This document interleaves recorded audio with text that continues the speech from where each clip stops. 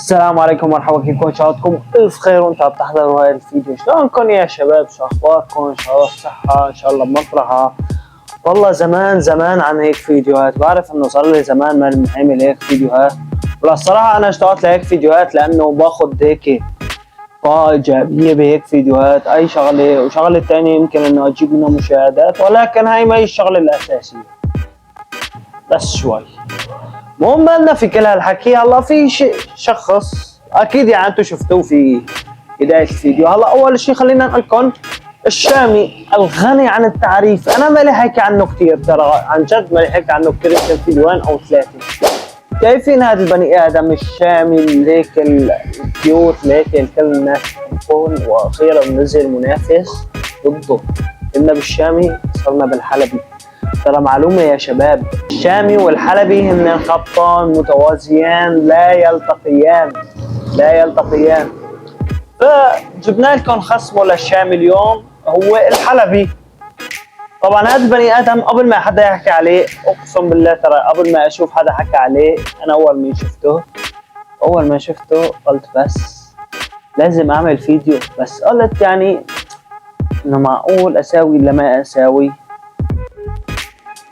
سألت فرجيت هيك هي لكم واحد، للصراحة هيك الشباب كلياتهم مدحوه، بس بالعكس يعني. المهم ما لنا في كل هالسيرة. هذا الشخص يعني في عنده حوالي شيء 700 مشترك، اني عمل هالصفحة جديدة، والزلمة عم بيعرض مواهبه. وبتعرفوا انه اليوتيوب او تيك توك واي منصات السوشيال ميديا صار البني ادم مثل انه بحس انه في عنده موهبة، ما بيروح مثلا عنده موهبة التمثيل، ما بيروح بدرس تمثيل وكذا، لا خلص بجيب حيلا تليفونه بشحاطه وبمثل، مع انه بكون تمثيله بيض. عنده هوايه بغني بيطلع صوته عنده هوايه برسم بيطلع كمان يرسمه مثل وجهه. فهذا البني ادم حب مثله مثل كل الخلق انه يغني. فخلينا نقول بسم الله الرحمن الرحيم وخلينا نبلش بالفيديو.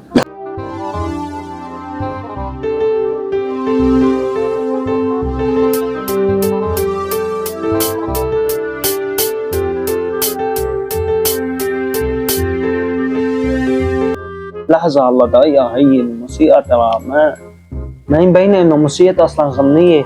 مين هي مساوية خاي؟ انت سارقة ولا انت عازفة ولا ايش الوضع؟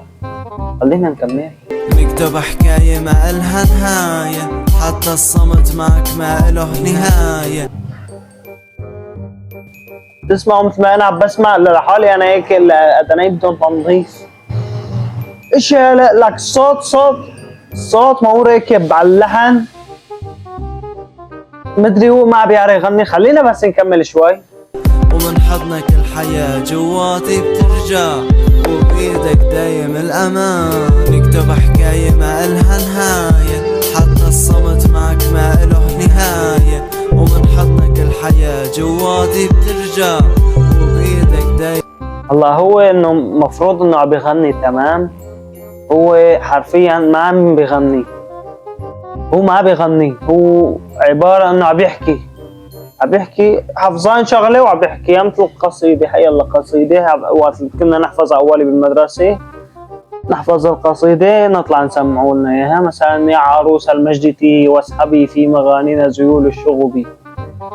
اي يعني هيك حفظانينا وعم نحكيها، بس نلحنها نعطيها هيك شوية تلحين بالحكي اللي عم نقوله. هو بس عم بيقول ايه خلص، بس المهم عم يحكي. بس كملوا.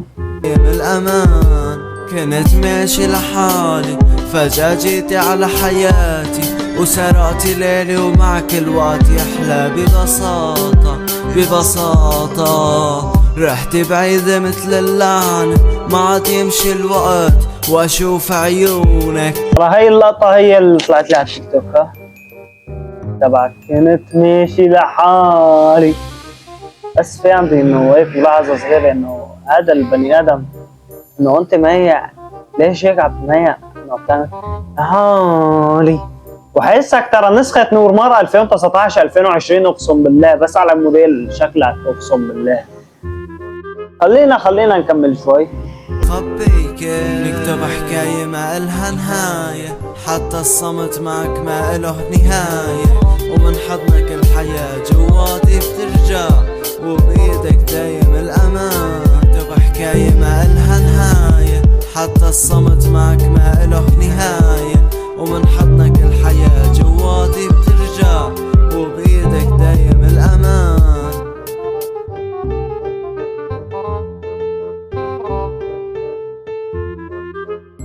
هلا المهم خلصت الغنية. طبعا يعني ما بدي اقول لكم هل انا ظلمته لما حكيت عليه، هل انه حدا ظلمه انه صوته خرب، ولا مين اللي قال له خيوم شو عم ما هو منزل غنيتين لحد الان. خلينا نشوف الغنية الثانية ونعطي تقييمنا الاخير في هذا البني ادم. نمشيها بتزيد الحلم، شايل بإيدي أحلام كلها وهم، وبنص العتمة بشوف الضوء، بس جيتي انتي وطفيتي هالضوء. لا ايش في يعني انا على اساس بدنا نظبطه في الغنية الثانية، بدنا كلمة هي تكون بس ما يقحى الأحا، لأنه ما بتقضي يعني برو ماكس. ايش هاد؟ خلينا نشوف كمان. قلت عالمكان اختفيتي، بس صار شكله صعب اتعود بدونك، قلبي انفتح عيونه من زمان، لا تنسي تعبي قدرك مع الايام، وهلا رح شغل السيجارة وارميها وخلي ينحرق المكان.